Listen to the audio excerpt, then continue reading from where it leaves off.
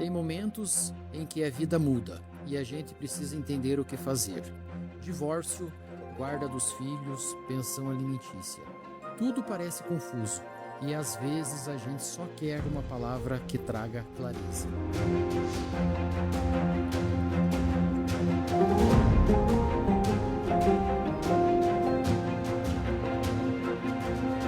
Foi para isso que eu criei o podcast Eduardo Melo. Aqui a gente conversa sobre o que realmente importa, para explicar o direito de família e também falar de temas que atravessam a vida real. Política, saúde mental, mulheres empoderadas, mães que lutam todos os dias. Refletindo também sobre o mundo e buscando a paz nas suas decisões. Porque conhecer seus direitos é também conhecer a si mesmo. E isso muda tudo. Podcast Eduardo Melo. Informação, consciência e transformação.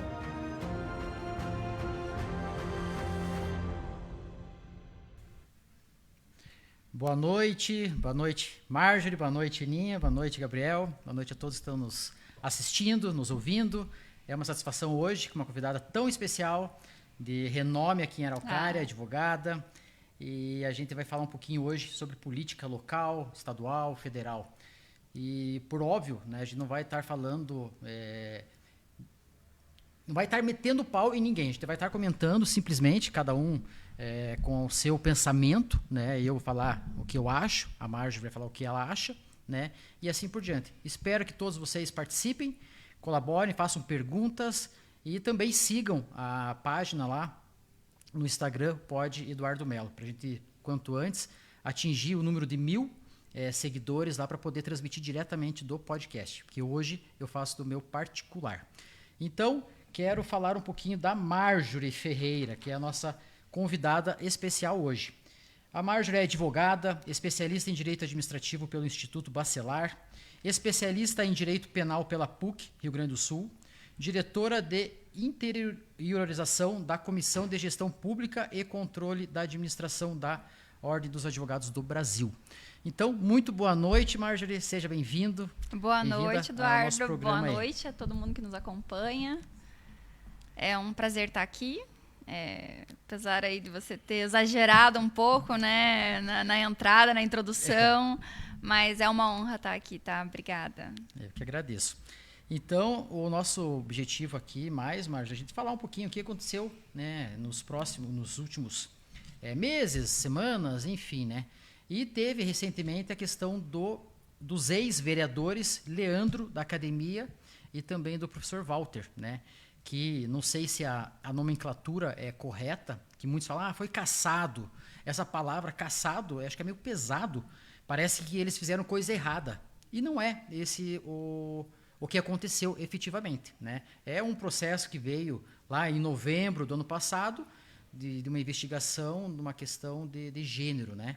Então, você ficou sabendo? Isso. O que você pode trazer para nós e colaborar, Marjorie? É que, na realidade, muitas das decisões judiciais que a gente tem no Brasil inteiro, assim que elas são divulgadas, seja em matérias jornalísticas, seja na internet mesmo, distribuídas, aí, veiculadas, algumas expressões são mal interpretadas. Uhum. Elas podem ser corretas, do ponto de vista jurídico, mas elas são vistas de maneira equivocada para quem é fora da área jurídica. Cassado é um exemplo. A gente fala que a pessoa teve o mandato cassado quando, por alguma questão eleitoral, entenderam que não deveriam estar ali ocupando aquelas cadeiras. Seja por alguma irregularidade na campanha, seja por alguma situação, um fato novo que ocasionou a cassação do mandato. Dá um exemplo, a pessoa que acaba assumindo o cargo e depois é julgado em um processo criminal por colegiado, e aí ela fica inelegível. Ela pode ter seu mandato cassado. Então, veja que a gente tem um exemplo aí, uma cassação de mandato por fraude à cota de gênero na campanha eleitoral e uma cassação, que eu estou dando um exemplo, de um processo criminal por órgão colegiado, que a gente chama, que é por mais de um magistrado, que é o caso do Tribunal de Justiça ou Tribunal Regional Eleitoral, enfim, dos tribunais. E são situações bem diferentes. em termos de gravidade, o que pode ser, isso sem fazer juízo de valor. Mas quando você fala que cassado é uma palavra pesada, é porque geralmente as pessoas já pensam na coisa mais grave. E a Araucária tem um histórico de cassação que acaba gerando essa repulsa das pessoas por quem foi cassado. Mas, respondendo a tua pergunta, em que pese que para quem é de fora seja um termo que talvez possa soar de maneira negativa, pesada demais, é o termo correto para a situação deles. Eles foram cassados porque o Tribunal Regional Eleitoral entendeu que, do Paraná, entendeu que a campanha, a chapa ali dos candidatos a vereador do partido do Walter e do Leandro não havia respeitado a cota de gênero. A cota de gênero, o que ela é? 30% dos candidatos ao parlamento, seja Senado, seja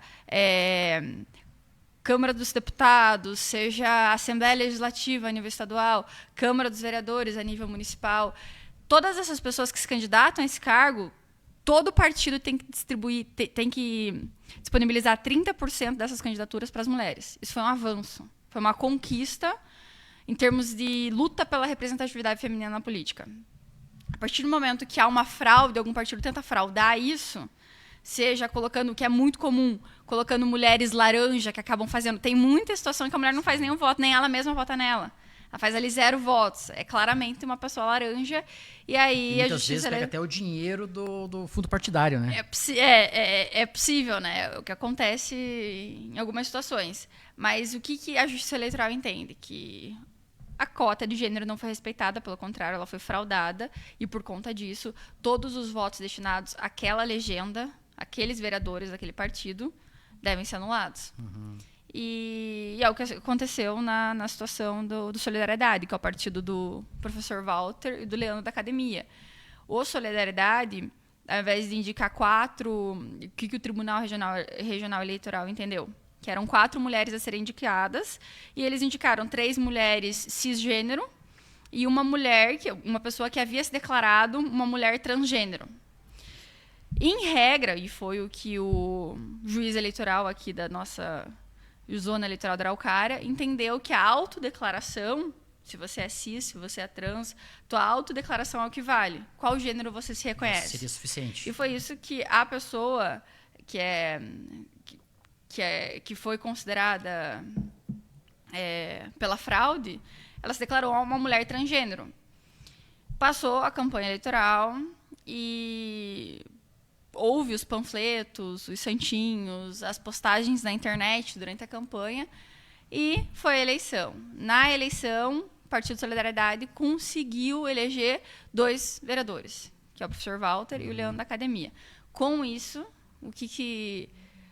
só após isso que houve daí a investigação, a provocação do outro partido, para verificar se houve ou não uma fraude contra a cota. O Tribunal Regional Eleitoral do Paraná entendeu que, a partir do momento que essa pessoa se colocava como candidato a vereador, filho da Araucária, essas foram as expressões utilizadas pelos desembargadores eleitorais, teria aí havido uma fraude contra a cota de gênero, porque essa pessoa anteriormente teria se identificado como do gênero masculino.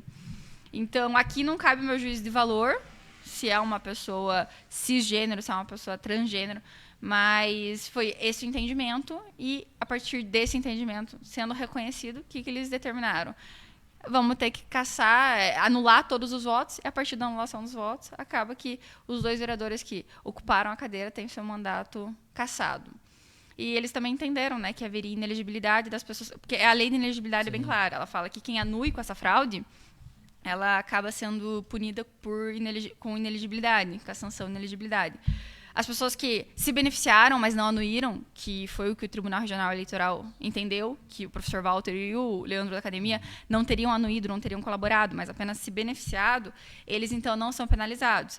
Eles continuam elegíveis para o cargo que eles forem, eventualmente, no futuro, almejar.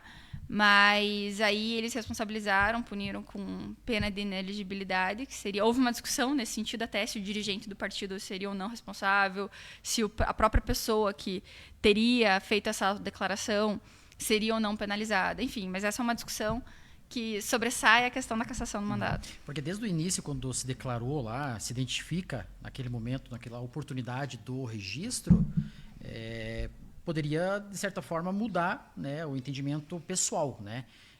Se tivesse mudado esse entendimento na campanha, até poderia ser revertida essa questão. Mas o problema é que foi desde o início até a finalização do pleito eleitoral, né?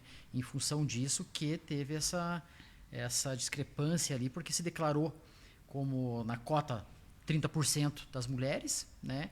E, na verdade, na sua campanha, sempre usando os termos, panfletos, tudo, como homem fosse. Né? Isso, e daí gerou essa discussão. O que o Tribunal Regional Eleitoral entendeu? Em regra, quando é feita uma candidatura, tem um prazo para fazer a impugnação dessa candidatura. E não respeitaram esse prazo. A campanha passou, veio a eleição. Não teve impugnação, né? Não, no início não teve. E, inclusive, Solidariedade aborda isso no processo, que eles não impugnaram no momento adequado.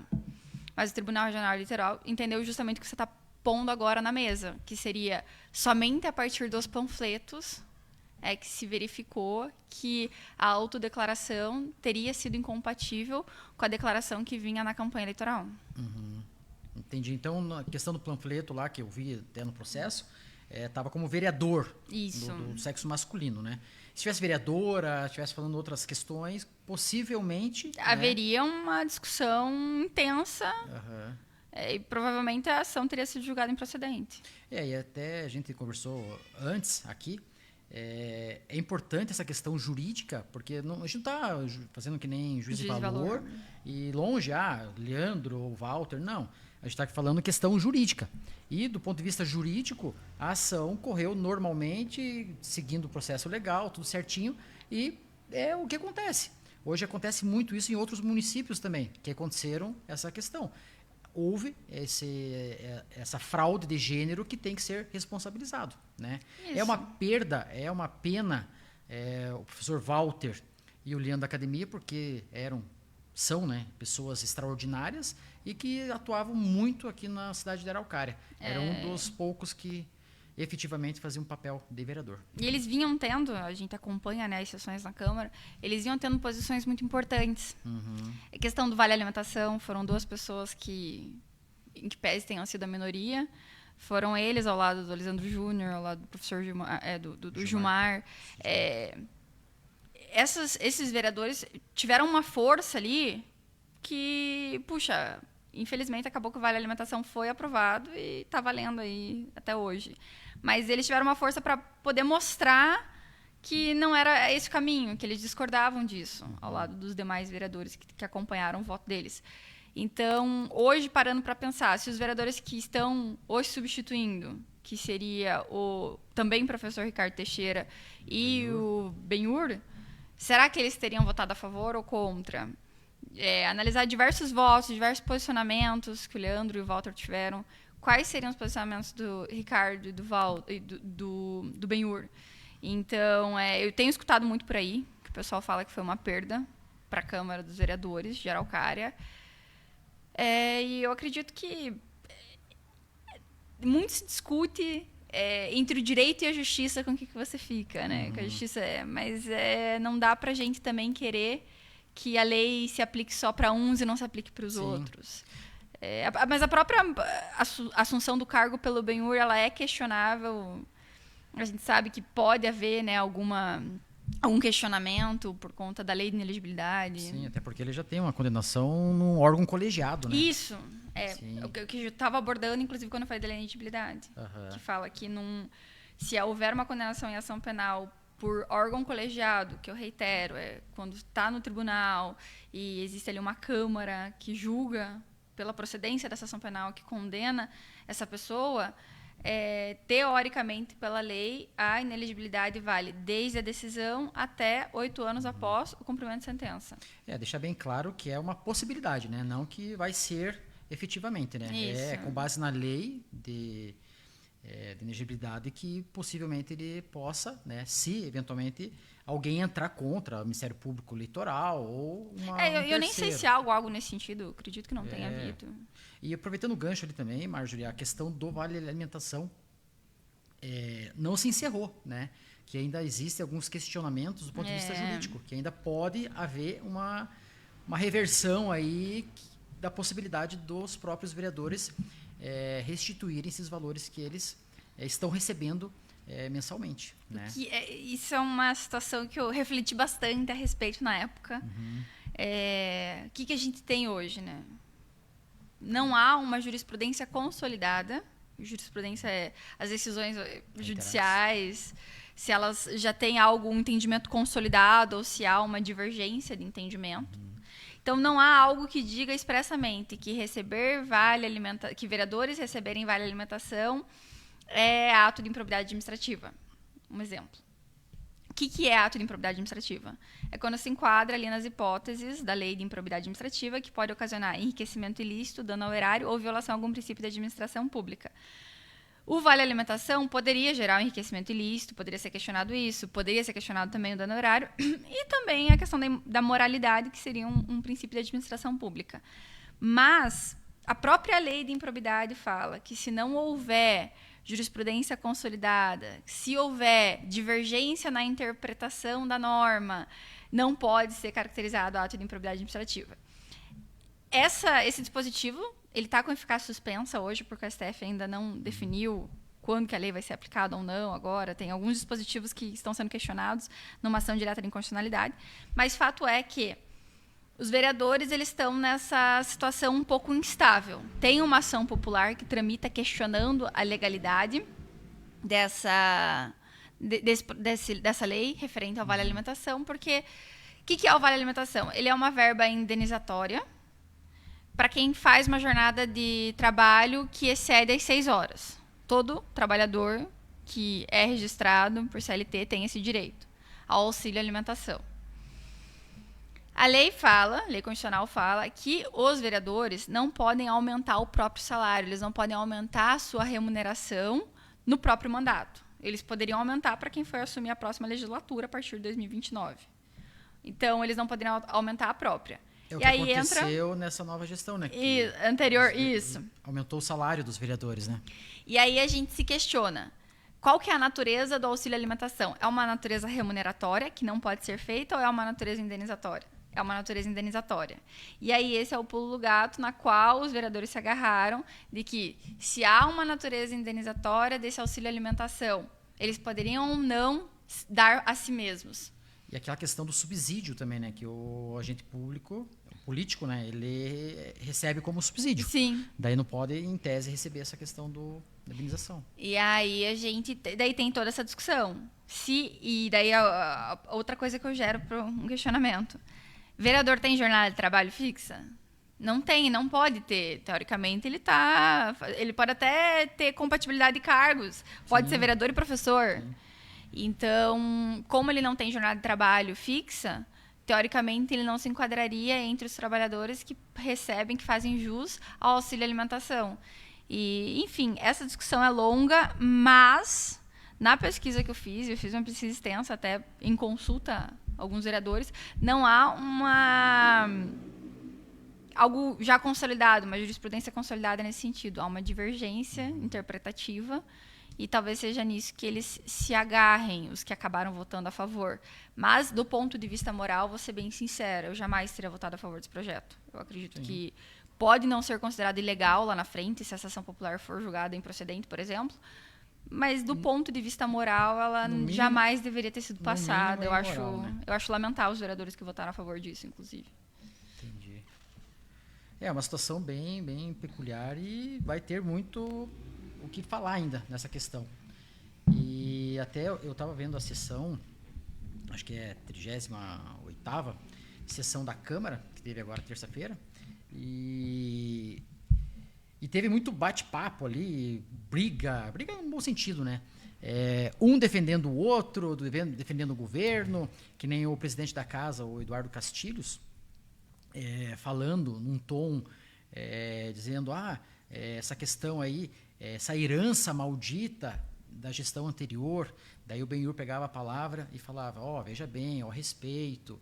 E acho que é bacana, é saudável ter essa oposição. E assim, como cada governo, cada situação, cada gestor, ele tem as suas prioridades.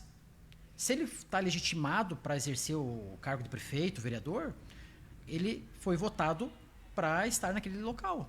Então, ele está apto para poder exercer e achar o que é pertinente para a população, né? E o que a gente vê, muitas vezes, é o contrário disso, né? Tem pessoas que, não, eu quero só aquilo e azar da população. A população que passe fome, a população que morra de questão de saúde, e enfim. O que acontece, né? Eu sou especialista em direito administrativo, eu tenho um projeto de pesquisa relacionado ao controle da administração pública pelo Poder Judiciário, no sentido de que quando que o Poder Judiciário pode intervir numa política pública, e o meu estudo foi justamente a respeito da eleição de prioridades de um gestor. Eu me recordo que quando o Isseu foi eleito, a filha dele comentou numa publicação dizendo: ele foi eleito, então as prioridades são dele. Na época eu não me manifestei em relação a ela, até porque até a conheço, mas fato é que não, as prioridades não são dele, as prioridades nunca são de gestor. O que a democracia representativa, ela... Até porque ele prometeu, fez uma proposta de governo, né? Isso, um plano de governo que acabou sendo eleito pela população. A população gostou daquele plano que ele estava trazendo e optou por ter ele ali durante aquela gestão. E aí, como que funciona a democracia representativa? Você elege a pessoa que melhor te representa, então o que a maioria decidiu acaba valendo. E a partir de então, assim que o gestor assume, senta na cadeira, vamos trazer para a prefeitura, senta ali no quarto andar da prefeitura da Araucária, ele vai verificar que ele não consegue fazer tudo. Nenhuma administração pública, seja a nível municipal, estadual, federal, não consegue fazer tudo. Então, o que é a responsabilidade do gestor? Eleger as prioridades daquela população. A gente fala da teoria do cobertor curto na administração pública quando a gente fala em direito administrativo. O que é a teoria do cobertor curto? É quando, por exemplo, você vai dormir com o seu filho. Você tem um filho, em quantos anos tem seu filho? 8. Tem 8 anos. Ele é bagunceiro na cama, ele puxa, ele se debruça. Se vira. O que acontece? O cobertor curto funciona assim, ó. Ele quer cobrir o pé dele, mas ele quer ficar na beirada da cama. Nisso, ele já está descobrindo seu pé. E daí você quer puxar, porque você não quer ficar com o teu pé descoberto, aí você está descobrindo o braço dele. O cobertor curto é o que você vai deixar descoberto. Sim. Quem vai eleger isso, quem vai apontar o que vai ficar descoberto, vai ser o gestor. Então, quando um gestor, vou dar um exemplo, quando eu fui candidata a prefeita lá atrás, não trazendo para mim, tá? Eu sei que a pauta eu sempre pensei que a prioridade de um gestor a nível municipal tem que ser saúde, educação e segurança. É os pilares. Para mim, é o resto, a gente vai cobrindo, como se fosse aquele joguinho do tatu que vai subindo, você vai cobrindo quando dá, mas você vai ter as suas prioridades que vão estar sempre cobertas. Aquilo ali não pode ficar descoberto. Não pode faltar remédio. Quem chega no hospital tem que garantir atendimento prioritário. Isso tudo tem que estar sempre coberto, na minha opinião. Então, a partir do momento que o gestor senta, ele vai escolher o que eu quero cobrir e o que eu aceito ficar descoberto. Isso claramente deixou a saúde descoberta. Isso, se alguém me falar que não, peço. Vamos dar uma olhada aqui na cesta básica de medicamentos, o que foi nos últimos 8 anos. Vamos dar uma olhada aqui na questão da maternidade do HMA. Vamos dar uma olhada na questão do pronto atendimento. Então, assim, obviamente, ele optou por deixar descoberto. Ele optou por priorizar outras questões. Agora, o Dr. Gustavo também pode estar elegendo suas prioridades. O que a gente não pode é ter 2 vereadores ultrapassando os limites do razoável num debate político. Na minha opinião, a gente precisa debater ideias, a gente não pode tratar a política nunca, jamais, de forma alguma, como time de futebol. E eu digo isso com propriedade, porque eu sou paranista. Então, eu sei o que é se sofrer, se ter dificuldade para defender. E a gente não pode trazer para essa arena o debate. Sim. Tem que deixar ela no debate político. É lamentável quando a gente vê um político tendo um comportamento infantil, ou então ultrapessoal, até porque um dos princípios da administração pública que eu mencionei, que está na Constituição Federal, artigo 37, é a impessoalidade. Quando a gente fala em administração pública, a gente não pode tentar trazer ali a pessoalidade. Pelo contrário. Porque eu acho, eu não. Você tem que afastar. Infelizmente, foi um debate muito, no sentido mais figurado da palavra, um debate muito pobre, empobrecido. Sim. E é o ecolamento, né? Eu acredito que a gente precisa buscar cada vez mais enriquecer o nosso debate público, e isso é a partir de discussão de ideias. Sim. E, claro, longe de mim, não estou falando mal, mas que nem na gestão do ISAM, quando ele entrou, que eu estava junto, na condição de secretário de administração, a gente fazia reuniões e todos os secretários tinham que disponibilizar lá qual que era o orçamento da secretaria XYZ e o que sobrava para que fosse encaminhado para a Secretaria de Obras Públicas. Para quê? Para fazer o asfalto. Essa questão... A prioridade dele. Uhum. Ele estava legitimado, empossado, então ele pode fazer isso. Vai agradar uns e vai desagradar outros. E que nem a gente falou, prioridades. A saúde é mais importante para ele? Não, é o asfalto. A educação, escola tempo integral, uniforme para as criancinhas, entendeu? Nada disso. Mas ele foi legitimado e ele escolheu sua prioridade. E quando a gente fala em comparação entre gestores, acredito que as pessoas ficam, esse foi melhor, aquele foi melhor. A pergunta é, subjetivamente, o que é prioridade para você numa gestão pública? Eu falei quais são as minhas 3 prioridades. Então, para mim, eu nunca vou votar em alguém que não tenha essas mesmas prioridades que eu acredito que seja indispensável para qualquer gestão pública. Te pergunto, quais são suas prioridades, Eduardo Melo? Saúde, educação e até trabalho e emprego. Eu acredito muito em função do trabalho que dignifica o homem, qualificação que faz a profissional, economia girar. Tudo isso. A partir disso, você vai olhar para os candidatos que têm à tua disposição e falar qual deles tem a mesma prioridade que as minhas. E se tem gente, obviamente deve ter, que fala, não, eu acredito que a prioridade tem que ser asfalto mesmo. Eu moro no interior, tem asfalto na minha casa agora, para mim essa é a prioridade, eu não uso saúde pública, eu não uso educação pública, e a pessoa pode falar isso. E aí sim justifica ela votar em alguém que tem essa mesma prioridade. E ela está no direito dela. Não tem por que brigar com ela, falar, não, você não pode ter essa prioridade. É dela. A mesma coisa que artistas também colocam a cultura numa posição que traz... E vamos falar, a cultura também está associada à segurança, porque ela tira muita gente da criminalidade, ela traz uma nova perspectiva. Está associada à educação, porque quando a gente fala em ensino em tempo integral, você pode sim, eu acredito que o melhor projeto que se tem, por exemplo, o CEP, o Colégio Estadual do Paraná, eu sou fã dele, eu sempre falo, quando tiver um filho, eu quero que estude no CEP, porque... Eles oferecem várias atividades culturais em período contraturno. Eu acredito que meu sonho seria toda a escola de ensino fundamental poder oferecer isso. Uhum. Enfim, só dando exemplos do que pode ou não ser prioridade. Entendi. E, que nem eu falei, Marjorie, eu assisti a sessão agora, terça-feira. Assisti ontem. Não, minto, hoje. Hoje é quarta. Semana de feriado se perde um pouco. Eu assisti hoje, em casa.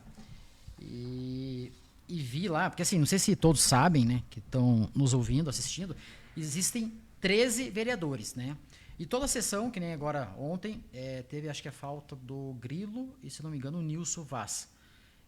E outra, é uma vez por semana, tão somente, né? E as pessoas ainda conseguem faltar. Mas isso, cada um tem suas prioridades, ou aconteceu um imprevisto, alguma situação de saúde, a gente não sabe. Né?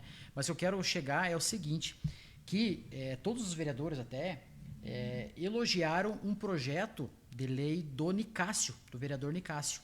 E qual que era esse projeto? É trazer, fornecer alimentação para aquelas crianças da rede pública, né, quando essas crianças estiverem em férias. Por óbvio, é uma questão inconstitucional, porque isso faz parte do Poder Executivo. O prefeito que teria que ter a iniciativa para tocar o barco, porque mexe com teria dinheiro. Que verificar a questão orçamentária. Uhum. Mas é um projeto, até estava falando, né? É um projeto que tramita no Senado Federal. Ainda aguarda, desde 2023, é um projeto de lei. E o vereador Nicásio, está tentando trazer para cá. Sim. E eu acredito que seja um projeto louvável, no sentido de que muita gente, o único alimento que ela tem, muitas crianças, o único alimento que tem no dia é a merenda escolar. E ela tem que ser, teoricamente, nutritiva, balanceada, oferecer tudo que aquela criança precisa se alimentar naquele dia. E seria muito interessante se passasse, mas obviamente a questão orçamentária é assim, questão do cobertor curto, né? Ver se é possível cobrir ou não. Sim, sim. Ou poderia ter feito uma indicação, né?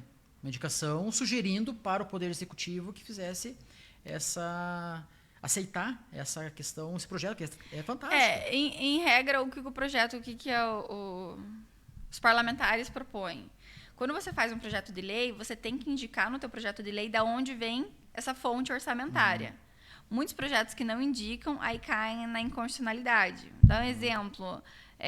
O Lula foi muito criticado esse ano quando ele vetou o projeto de lei que queria tornar a pessoa com diabetes tipo 1 como pessoa com deficiência. Porque tem todas as suas limitações. Eu tenho um sobrinho de 9 anos que tem diabetes tipo 1 e eu lembro que a gente acompanhou muito esse projeto. Qual era a justificativa do presidente Lula para vetar? Que o projeto vinha desacompanhado da análise da dotação orçamentária.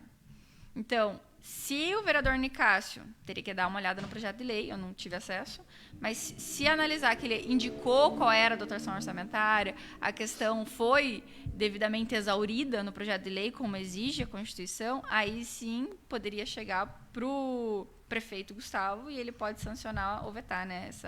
Sempre cabe ao prefeito isso. E fato é que essa análise é indispensável. A dotação orçamentária é ver se teria condições ou não financeiras de bancar. Entendi. E uma questão, agora que eu lembrei também, o problema de TDAH é isso, né? Vai lembrando as coisas e vem e surge aqui.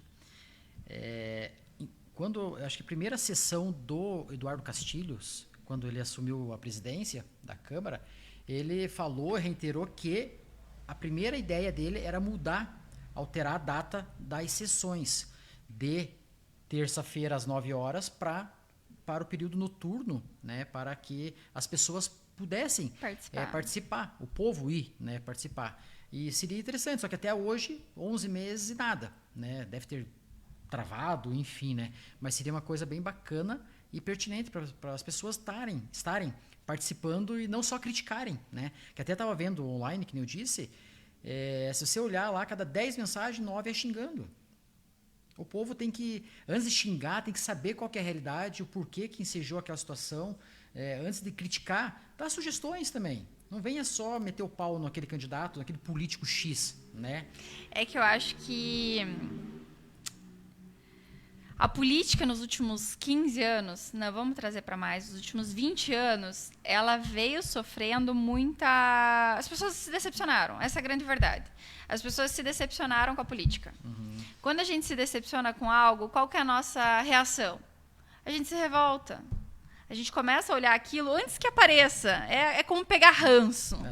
A pessoa aparece, ela nem fala nada. Já vai falar o que eu não quero ouvir.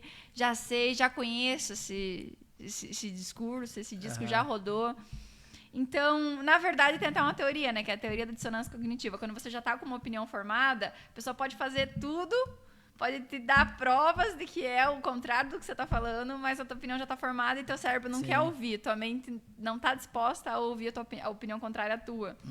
Então, eu acredito que há uma revolta justificável, na minha opinião. Eu compreendo a revolta que a população tem da política de um modo geral, mas eu reforço que o comportamento da gente optar por só criticar sem analisar exatamente o que a gente está criticando, ele vai enfraquecer o debate político. A gente precisa focar nas ideias, mas acho também que pelo menos está participando. Sim. Porque a maioria não faz isso. E até porque, vamos falar, né? 9 horas, terça-feira, já tô lá no escritório, a gente já tá em reunião, é complicado. Nem sempre eu consigo acompanhar online. Pelo contrário, é muito difícil. Geralmente eu vejo depois, porque é muito difícil conseguir estar disponível nesse horário. Então, se pudesse ser à noite, facilitaria os trabalhadores que têm um horário comercial, tem uma jornada de trabalho engessada no horário comercial, e aí não consegue estar disponível para poder tanto ir lá presencial, que é muito importante, quanto estar assistindo online ao vivo. E essa questão que o pessoal não participa, tem raiva de político, não aceita... não sei se você vai concordar comigo, mas assim, aquelas pessoas, claro, não é todo mundo, evidentemente, aquelas pessoas que se vendem por 50, por 10 litros de gasolina na semana, você é tão corrupto como aquele político X. Então, antes de você querer pedir, extorquir, pense, né? Não adianta você ficar, me dá 50, ele vai roubar mesmo, então vou fazer minha parte.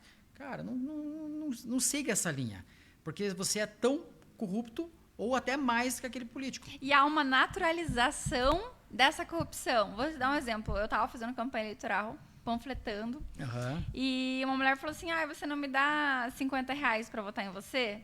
Não, ela falou, você compra o voto? Se você me der R$50, eu falei, eu não compro voto, não tenho não é do meu perfil, mas assim, te recomendo a não fazer isso. Ela, não, tudo bem, eu já ia votar em você mesmo. E pegou o meu panfleto e saiu. Aí eu fiquei pensando como a gente naturaliza. Você pensa, não, eu vou votar nela, eu também quero esse benefício, essa vantagem econômica. E eu acredito que, de fato, não tem aquela máxima, né? O político é o reflexo do povo que o elegeu. Então, a partir do momento que a gente está rebaixando o nosso valor, quando você está pedindo dinheiro em troca de uma coisa tão importante que é o voto, você está rebaixando o seu valor. Claro. O valor de quem está lá dentro vai ser menor também. Isso é ação e reação, né? É uma consequência dos nossos atos. E, enfim, é lamentável, né? E uma coisa que, voltando ali à questão da Câmara de Vereadores, o que eu sinto falta quando eu vejo as sessões é que a maioria dos vereadores fazem indicações, meio que usurpando a função do executivo. Mas ótimo, tá ali no bairro, tem que fazer uma lombada, manutenção X, Y, Z. Mas o que eu sinto falta é os requerimentos do que tange a questão de oficiar, o órgão oficial, né, a prefeitura. Um exemplo, a Secretaria de Assistência Social. Tá. Gostaria de informações quantos aprendizes foram qualificados no ano 2023 ou 2024 e qual que é a perspectiva, o interesse da nova gestão para 2025 ou 26 ou 27. Fazer um levantamento e a partir dele um prognóstico. Isso, eu acho tão bacana isso, porque você levanta a tese ali, vamos melhorar, o que está parado, vamos melhorar. Isso é crescer. Indispensável. Isso eu não vejo isso. Infelizmente, pessoal... Não, você está certo. A gente, em regra, só vê isso quando tem CPI, né? Daí a CPI faz o levantamento de tudo que, teoricamente, esteve irregular, que é o caso que está tendo agora a CPI do transporte coletivo na Câmara. Aí sim eles começam a fazer o levantamento. Mas isso poderia ser feito muito antes. Todas as áreas, sim. A gente tem aí a Lei de Acesso à Informação, que garante que os próprios cidadãos, quem tem interesse em ter acesso a algumas informações, pode sim pedir para a prefeitura, e a prefeitura tem que disponibilizar no período... Tem prazo para responder. Tem prazo de 30 dias. E se ela não disponibilizar, ela tem que dar uma justificativa coerente, tem que dar uma decisão fundamentada por que não está disponibilizando. E é lamentável que a gente não tenha tanto isso, né? Entre o legislativo, né? e o executivo. Participação efetiva ali, porque eu acho tão legal essa questão de você saber o que realmente foi feito, o que dá para melhorar, né? E é a partir disso que você consegue também... Porque o que acontece? Os vereadores, eles representam... É interessante que a Câmara hoje cada um representa um tanto da cidade. Né? Ainda tem lugares que não têm seus representantes, mas, em regra, a ideia é essa, que seja plural. Não tão plural, porque só temos homens, mas que seja plural. E, a partir disso, eles recebem dessas regiões, as demandas, né? As demandas. E eles, em regra, acabam muito... Essa demanda específica, vou levar essa demanda específica, e daí já traz. Mas seria interessante se, a partir do momento que surge uma demanda, por exemplo, uma rua é muito movimentada, não tem lombada, tem criança naquele CMEI, fazer um levantamento, como que tá as ruas perto das escolas, assim, é possível propor isso para a prefeitura e a prefeitura disponibilizar o levantamento e a partir de então, porque o que acontece? O projeto de lei ele vem a partir de um problema. Sim. E esse problema precisa ser detectado e precisa de um plano de ação para poder resolver ele, né? E isso é a partir de estudo. Não tem como você fazer fonte, vozes da minha cabeça. Isso só na internet. É bem isso. E vamos falar um pouquinho do Poder Executivo? Vamos. Para a gente retomar. Que nem você falou no começo, né, Marja? A gente escuta muitas pessoas, a gente conversa com muitas pessoas durante o dia, né? Que nem você falou também. Não vamos fazer juízo de valor, criticar, falar mal. Mas muita gente mesmo vem criticando a atual gestão, né? Falando que não existe manutenção, falando que não existe nada, absolutamente nada. Só festa, gastando com festa. E daí eu falo, tá, mas antes não tinha festa, reclamavam. E agora está tendo festa, reclamam, né? População. E também lembrando e reiterando essa questão que eu entrei no início da gestão do ISAM, lá atrás, no primeiro gestão, o primeiro ano também foi caótico, né? Não é fácil você colocar a casa em dia. Então, a gente pede também, não, porque eu nem faço parte do governo, mas as pessoas têm que ter paciência também, que um processo licitatório, a gente sabe muito bem, não é assim da noite para o dia. O pessoal, até vejo que o pessoal criticando, mas o telhado do hospital lá, por que vai demorar tanto tempo? Só um processo de concorrência é 30 dias. O processo licitatório entendeu? demorado. Tem que seguir as tratativas ali do processo licitatório. Até porque se você não fizer, se justificar na emergencial, que a gente chama, você pode dispensar o processo licitatório se você demonstrar emergência. Uma situação de emergência ali na lei de licitações admite.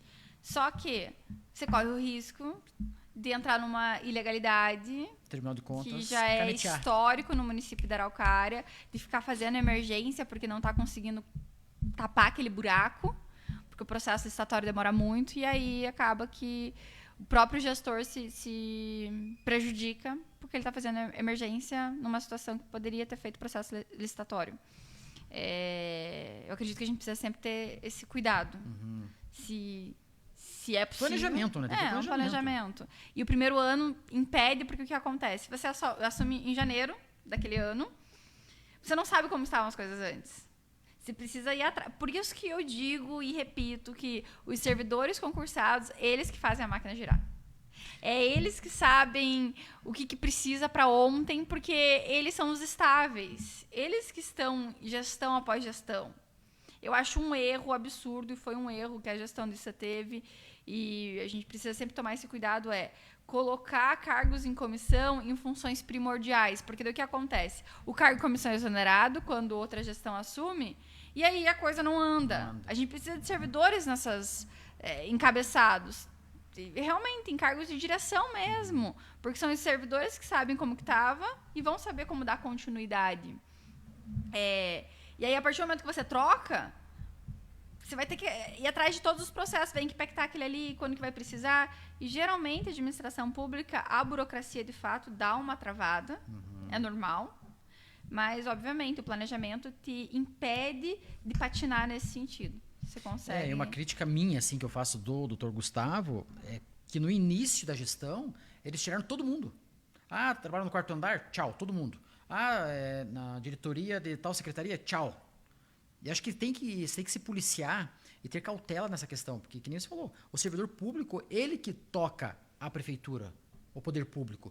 Então, ele estava no governo, ele era adepto, o gestor anterior, ou estava com adesivo, cara, era a oportunidade que ele tinha. Deixa ele. Eu acredito que a gente não pode depender de cargo em comissão. Em regra, de acordo com a nossa legislação atual, o cargo de comissão ele é para chefia, direção e assessoramento. O assessoramento permite que seja um pouco mais genérico, e aí entra o motorista de assessor, entra as situações que são até comuns. Mas, em regra, é chefia e direção. Quem está ali fazendo tudo tem que ser o servidor concursado. Para poder assumir um cargo de direção, um cargo de chefia, o servidor ele pode receber o que a gente chama de função gratificada. Seria assumir ali um cargo em comissão, digamos assim, a partir do mesmo sendo servidor. Eu acredito que são essas pessoas que têm que assumir, porque a gente não pode... É comum o que o Dr. Gustavo fez, no sentido dos cargos em comissão, mandar todos embora e colocar os novos, é o que toda gestão faz. Não, mas não só comissionados. Mas tirar as funções gratificadas. Tirou bastante gente que é efetivo mesmo. Isso. A retirada das funções gratificadas que atrapalha. Porque daí, se essa pessoa estava naquela função e ela saiu, quem vai entrar ainda não sabe o que precisava. Então, precisa ter esse... Jogo de cintura, né? Esse período de adaptação, né? É bem isso. E para você poder tocar a máquina pública. Mas eu vou fazer um adendo. Fazer um adendo. Eu acredito, psicologicamente falando, tá? Eu digo por mim, eu sou uma pessoa muito reflexiva, né? Eu escrevo contos, eu gosto de fazer essa análise psicológica. Eu acho que a gente tem um perfil muito saudosista, o ser humano. A gente tem mania de olhar para o passado com umas lentes mais bonitas do que o passado realmente foi. Por isso que é comum as pessoas mais velhas dizerem, no meu tempo que era bom. Daí você vai ver, ok, alguma coisa ou outra podia ser melhor, mas outras tantas coisas melhoraram muito lá pra cá. Cada tempo tem suas coisas boas e suas coisas ruins. O que a gente não pode é fantasiar o passado. De que, porque tá ruim hoje, com certeza lá atrás foi melhor. Não é assim que funciona. A gente sempre tem que tentar ser racional. Sim. Às vezes, quando a gente tá numa situação ruim, você tende a falar, não, eu era mais feliz antes. Às vezes, você tava numa outra situação ruim. Sim. E tá tudo bem. Então, eu acredito que a gente tem que ter esse cuidado de não fantasiar, porque acaba que você vai dar brilho para algo que não tinha tanto brilho assim. E até, inclusive, não lembro se era no Instagram, até falei com a Renata, que é a esposa, né, primeira-dama e secretária de saúde. Eu até falei, Renata, eu vejo a tua correria, vejo o teu trabalho, a tua equipe, todo mundo. Eu falei para ela, eu lembro bem, eu gostava muito do Dória, o governador de São Paulo, porque todo santo dia, meio-dia, ele dava entrevista ao vivo, para falar tudo do governo dele. Eu achava legal, é muito trabalho? Pronunciamento, né? E eu falei para ela, Renata, pelo menos uma vez por semana, vai lá e fala, mudou isso, melhorou, tal, porque o povo não vê essa questão da correria dia a dia. E a gente sabe que não é fácil. E mudar a saúde de um dia para a noite é impossível. E ela tá com a secretaria que é mais caótica e que estava bem sucateada, né? Mais desafiadora, porque foi a que foi escanteada por 8 anos. Sim. E aí ela pega uma secretaria, eu acredito que enquanto primeira-dama foi um desafio maior do que... Com certeza. E acho que a proposta deles de governo, né, foi mais na saúde, né? Foi. Melhorar a saúde. Foi. E daí agora tem que dar uma resposta para a população, né? Mas mudando de saco para mala, antes que a Ana durma ali, teremos festa agora nesse final de semana. Festa de feriado. Expo Fest. Eu não lembro, era ano passado, existia já essa festa? Vai retornar, retornou? Não sei. Expo Fest, não? Não me recordo. Não? Que eu vi alguma Mas não coisa. Pelo feriado? Não pelo feriado. Araucária mesmo, essa festa, Expo Fest. Eu não me recordo, mas você falou um ponto interessante. Eles têm feito muito evento cultural, né? Para trazer pessoas para Araucária. Até Edson Hudson. Olha só. É da tua época ou não? É da minha época. Aí, mas de supetão não vou saber uma música, mas é da minha época. Eu também não... Se você cantar, eu acompanho. Não sou adepto, não. E assim, a entrada, pelo que eu vi lá, é 1 quilo de alimentos. Então, quem tiver oportunidade, veja, porque eu vi lá que também tem critérios, não critérios, mas sugestões como será a entrada no parque lá. Bacana, o tempo vai estar bom, né? Sim, acho que tem que fazer essas festas, o pessoal tem que curtir, porque não tem cultura aqui em Araucária, né? Então tem que... É porque eu sou suspeita pra falar. Área, né? Eu sou artista, né? Eu sou atriz de teatro, já faz 3 anos, e eu gosto bastante. Eu respiro arte, é o que eu falo, eu sou advogada, mas meu hobby é fazer arte. E a gente percebe que eu pensava que só teu marido era artista. Por que Renato é artista? Fazendo arte? Só faz arte?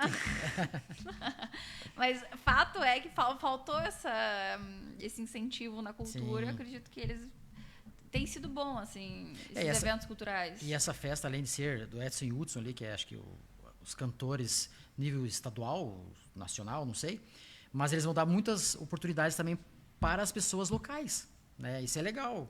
Motiva. Não sei se vai ser pago, não sei. Mas isso assim mostra. Como o Festcar, né? Sim, mostrar bacana. O trabalho daquele cantor, baterista, enfim, né? Isso é bacana. Isso é importante. Movimentar a cidade também, que a economia muda tudo. Trazer o pessoal de fora, né? Que, porra, tá complicado. Porque Araucária é tão rica, mas ao mesmo tempo tão... Porque não sei você, Marjorie, mas assim, eu vou fazer no Rio Grande. Pô, que cidade gostosa.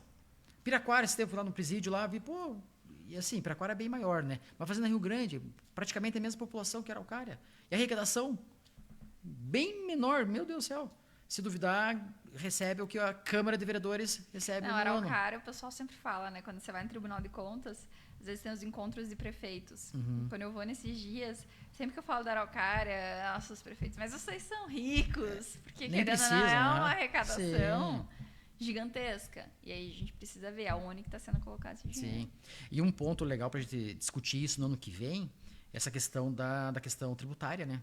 que vai mudar muito para o ano que vem, dessa mudança gradativa. Essa é aí.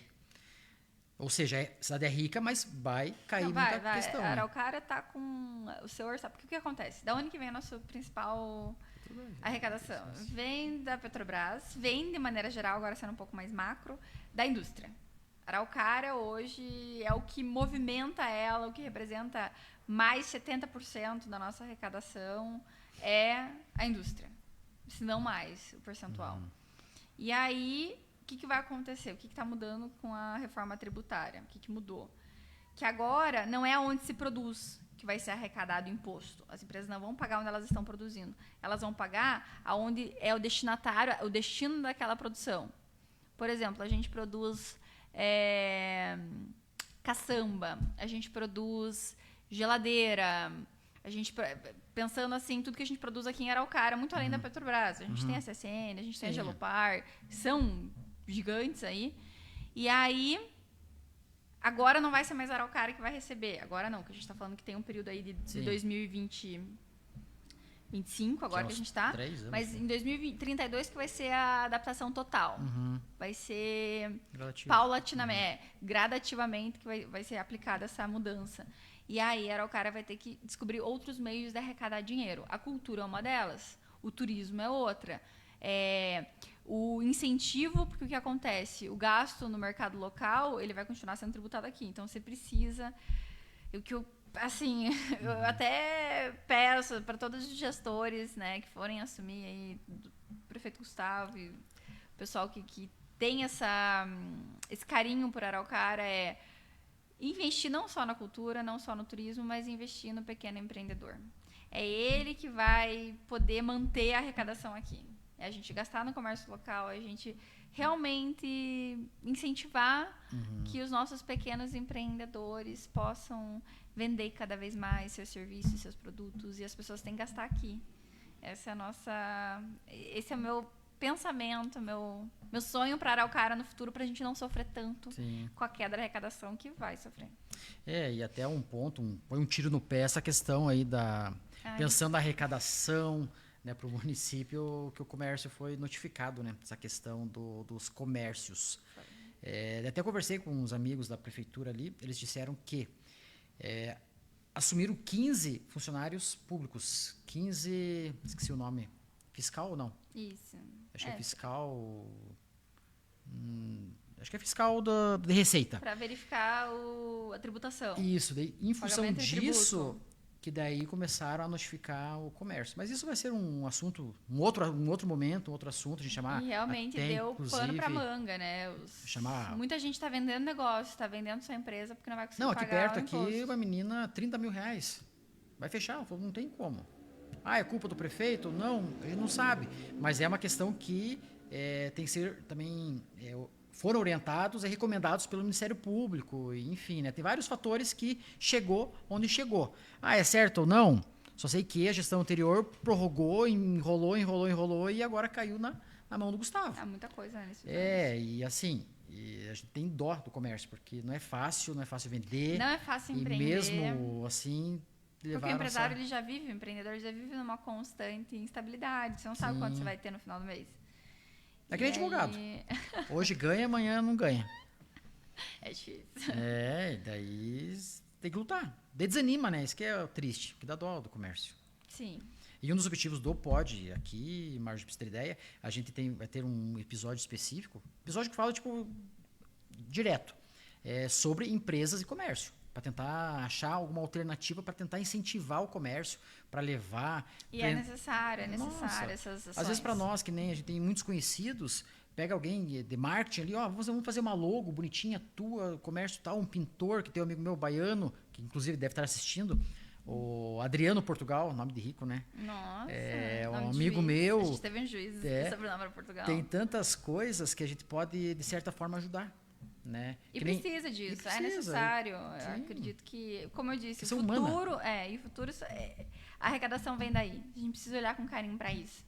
Sim. Enfim, são questões que a gestão precisa ter esse cuidado pensando a longo prazo, não só pensando na arrecadação que a gente tem hoje, mas pensando no que a gente vai ter nos próximos. O próximo prefeito que assumir tem um desafio gigantesco. Ele vai ter que colocar em prática tudo isso que eu estou falando em termos de economia. Como é que ele vai lidar com a arrecadação? Vai ter que dar um jeito. Porque ficar sem dinheiro não dá, até porque a Araucária tem um custo muito alto. Sim. Ela arrecada bastante, mas ela tem um custo muito alto. A folha... A gente sabe disso.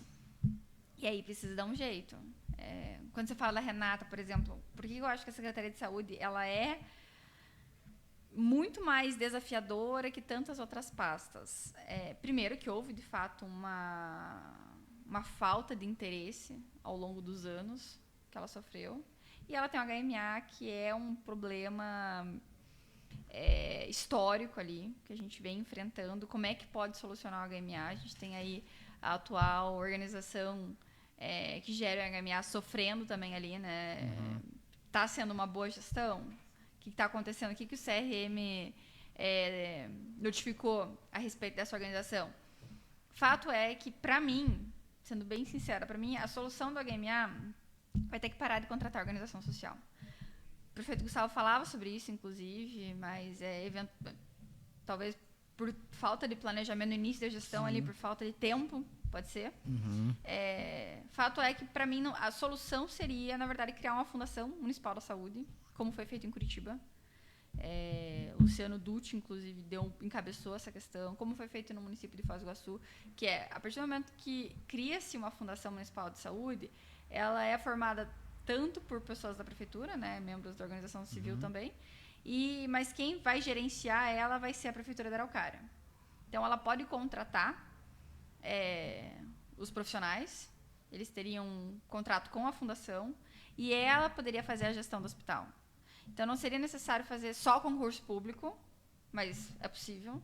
Processo seletivo, com certeza, para assumir função pública tem que ter isso. Sim, é o mínimo. Mas a ideia da fundação é justamente possibilitar que a prefeitura faça a gestão do hospital. Porque se ela não fizer, se deixar na mão da organização social, você só vai poder fazer análise se está ou não respeitando os limites da qualidade, os limites da quantidade. E isso fica difícil. É algo que a gente já viu há muitos anos aí, mais de 10 anos que não funciona. Então, para mim, não tem outra solução senão a prefeitura assumir a gestão da HMA a partir da fundação.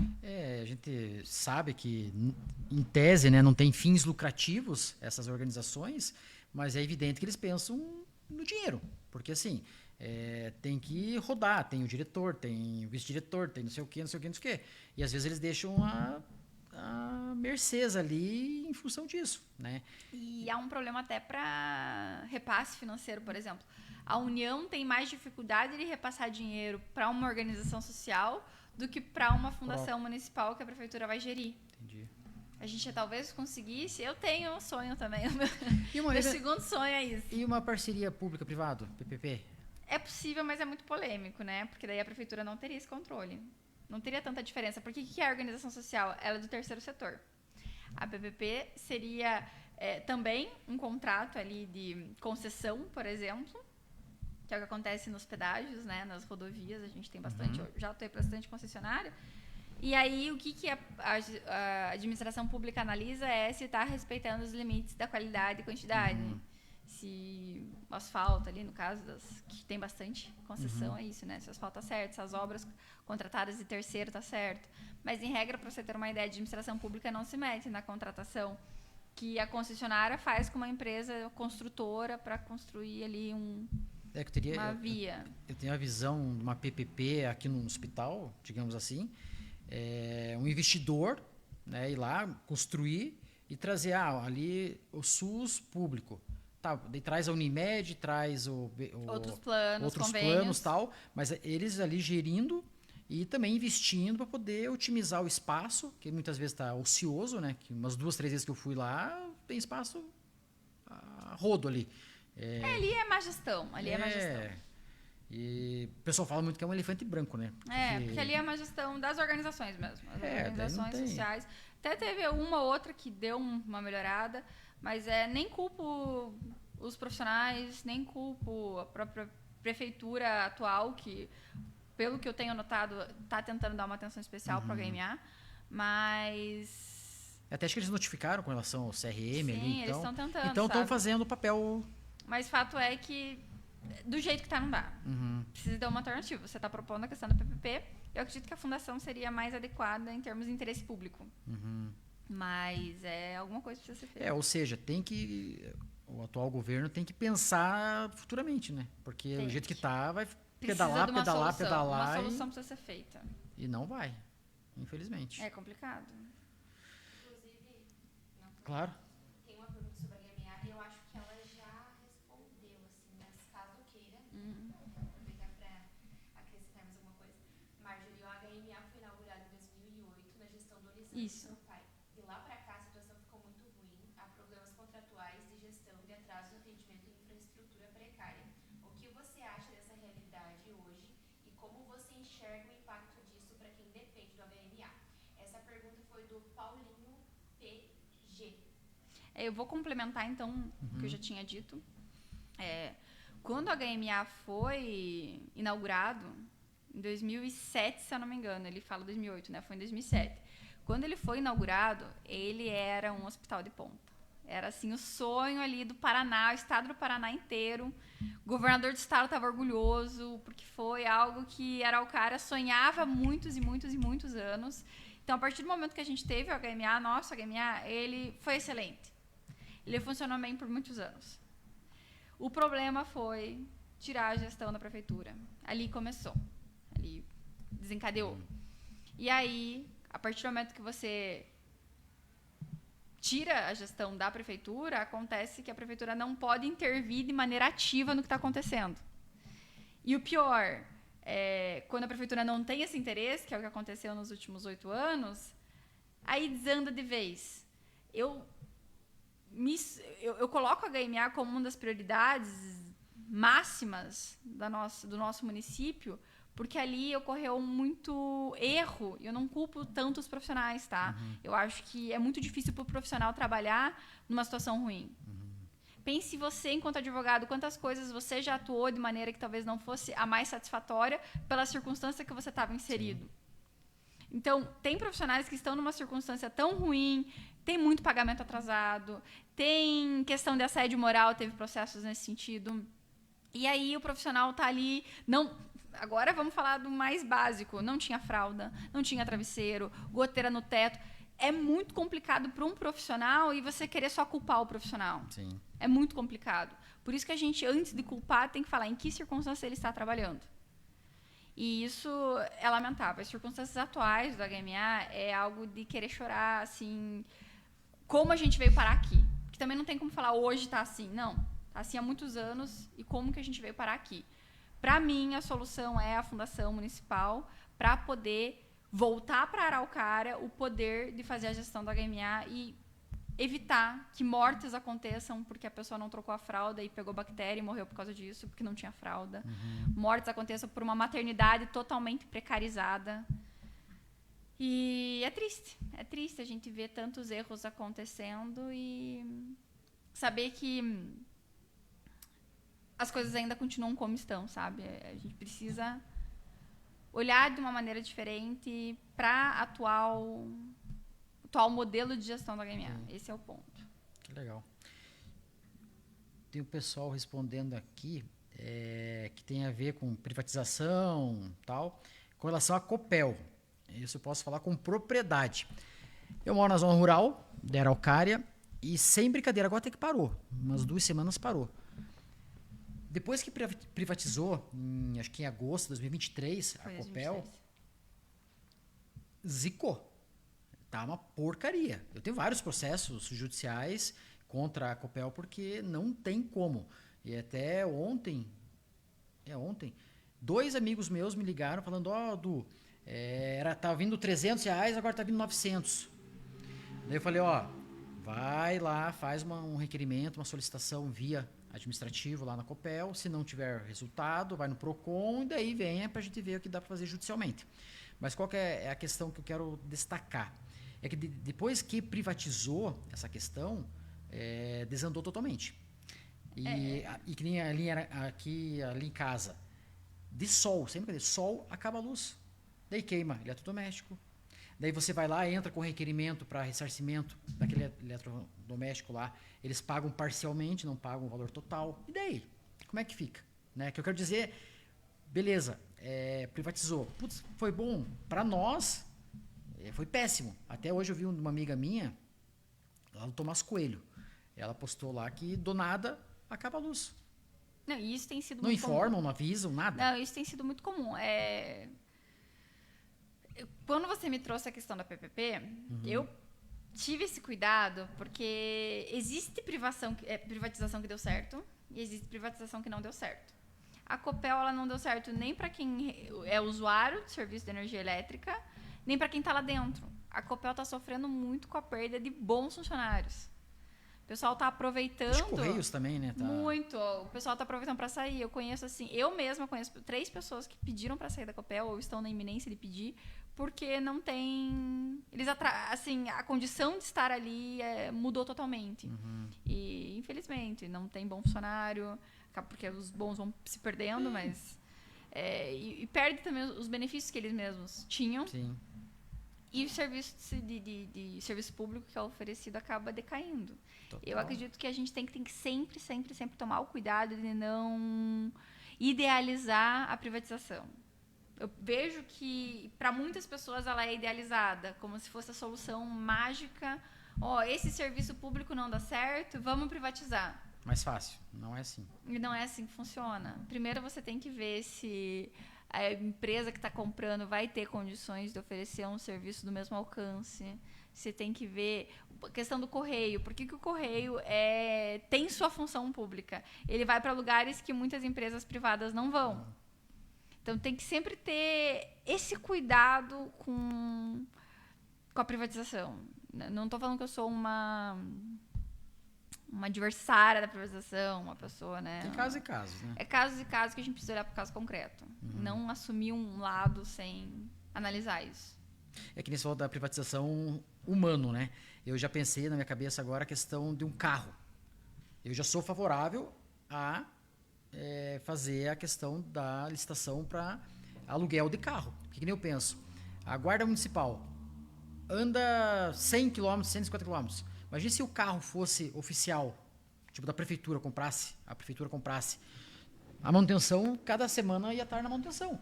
Hoje, se você aluga um carro, né, claro, você vai colocar no processo licitatório lá, que não pode ficar mais que tantas horas ou dias sem um veículo, que automaticamente eles já substituem. Isso seria muito mais fácil, mais fácil e mais rápido. Né? Isso eu sou favorável, mas não do ser humano. Eu falo questão do... E, na verdade, o próprio aluguel não é necessariamente uma privatização. Você faz um processo seletivo, um processo licitatório e compra aquele serviço de aluguel.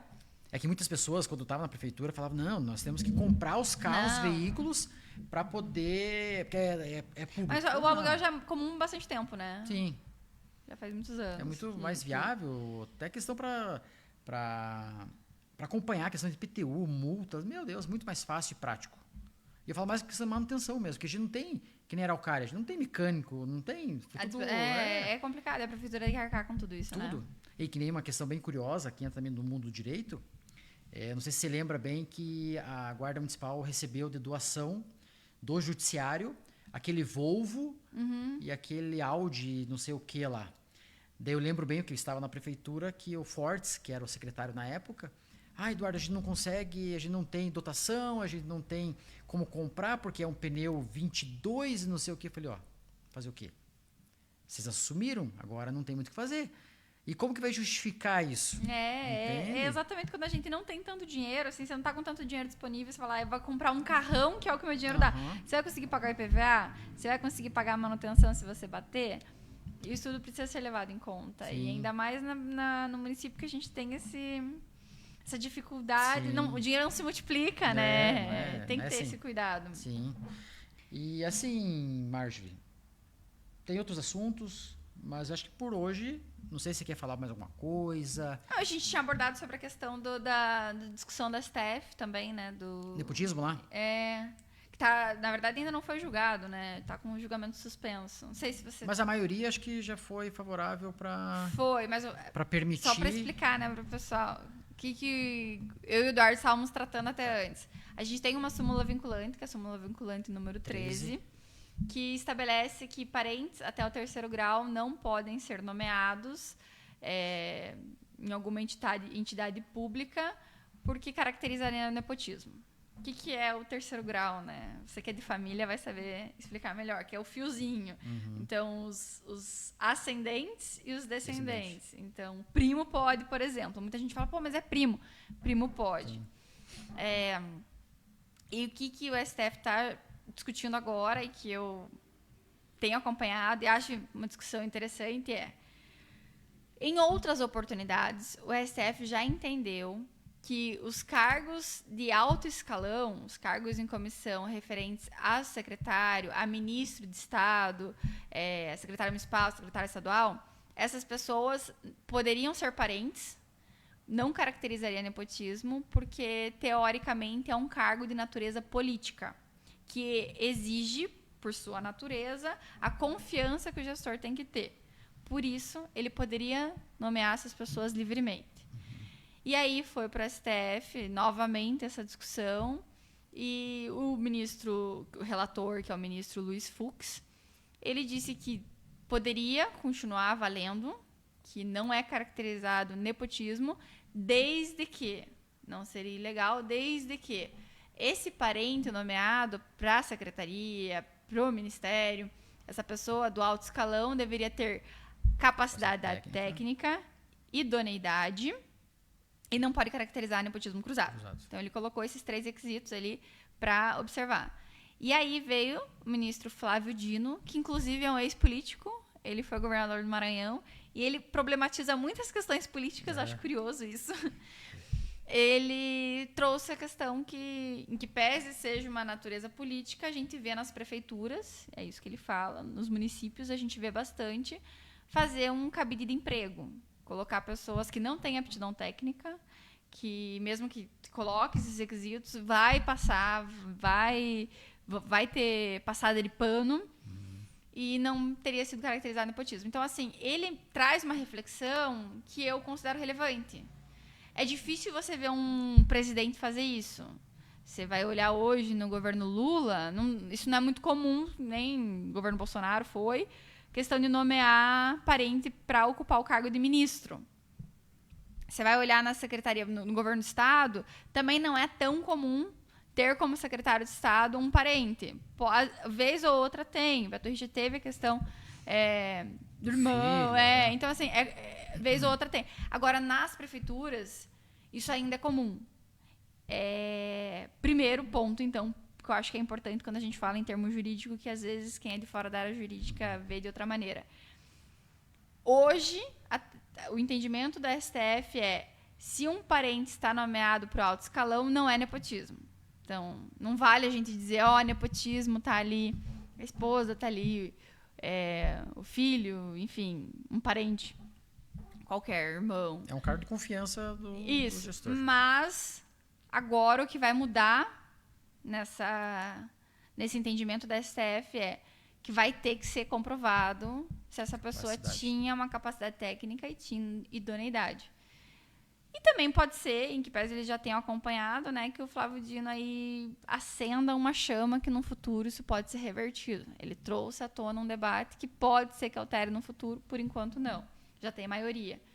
Mas o julgamento está por hora suspenso. Eu acho interessante essa discussão, porque hoje, na nossa prefeitura de Araucária, a gente tem 2 parentes nomeados, né? A esposa e a irmã.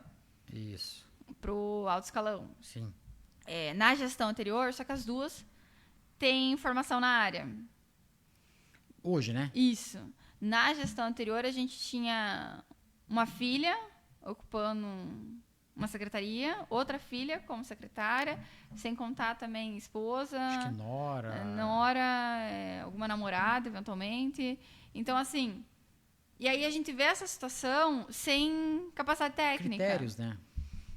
Eu acho que é muito importante a gente manter aceso esse debate para a própria população abrir o olho.